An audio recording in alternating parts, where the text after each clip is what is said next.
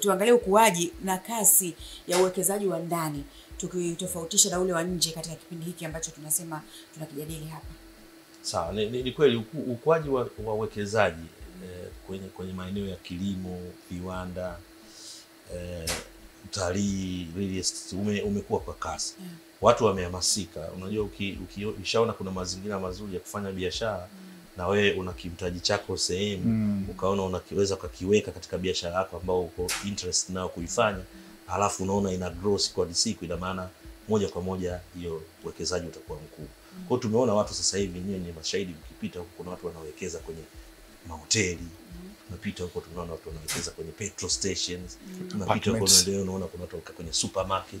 Lakini unaangalia kwenye upande wa kilimo unaona sasa hivi watu wameacha kulima vile vilimo kidogo kidogo, analima katika large scale. Lakini pia tumeangalia sasa hivi watu wengi sana wanawekeza kwenye transport.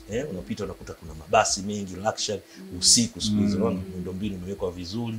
Sasa hivi watu wanasafiri mabasi usiku na mchana. Watu wameinvest kwenye maeneo ya usafirishaji. Lakini watu wameweka kwenye mahoteli kama nilivyosema. Wengine wameweka kwenye viwanda vidogo vidogo. Ukienda maeneo ya Kurasini, ukienda maeneo ya Gongo la Mboto na mikoani, watu wameweka viwanda vidogo vidogo, wanashona nguo, wanaziuza ndani na wengine wanauza nje ya nchi. Lakini pia watu wamewekeza katika maeneo mengi sana. Maduka ya madawa kwenye pharmaceutical, mtakumbuka ni kitu muhimu binadamu anatakiwa apate. Watu sasa hivi wamewekeza kwenye mashule. Kila siku unaona tuna mashule yanajengwa. Uwekezaji wa ndani. Watu wamewekeza kwenye maduka mbalimbali, supermarket. Kwa hiyo tunaona kwa kiasi fulani uchumi unakuwa, lakini pia uwekezaji. Watu wana ile hali ya kuthubutu kwamba niweke katika uwekezaji wa eneo hili kwa sababu mazingira yamekuwa ni rafiki.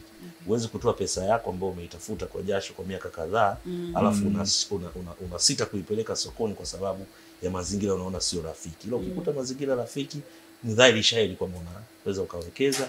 Na mimi kama mkurugenzi nimekuwa nikifuatilia katika wanachama wangu. Naangalia wanachama wengi tumewaenroll, yani wale wapi umetoka kwenye sekta gani. Unakuta kuna wafanya biashara kina mama kwenye ususi tu. Wengi mtu kafungua kiwanda chake ana ususi. Saluni hizi pia ni uwekezaji. Simuone mtu alikuwa ana hela yake, sasa nitafanya biashara gani? Sio watoto tuliosoma shule ndio kwamba ni lazima ndio tufanye biashara. Watu wanaofanya biashara ni watu wa kawaida na anaanzisha biashara. Sasa hivi ukiangalia hata hivi hoteli vidogo vidogo, chips ni vimetapakaa karibu kila sehemu. Ni turnaround kubwa sana, watu hawezi kujua, lakini watu wanawekeza, wanapata maisha yao ya kila siku, wanaweza kuwapeleka watoto shule, wakalipa ada, matibabu na kadhalika. Kwa hiyo investment ya ndani ni kubwa.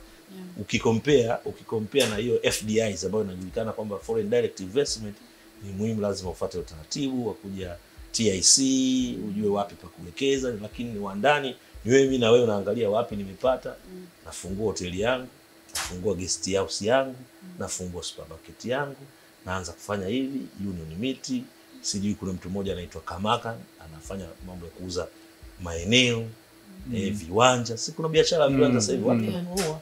Zote hizo ni property. Na kimsingi sisi kama sekta binafsi ambao tumeendelea kusisitiza ni sasa tuende kwenye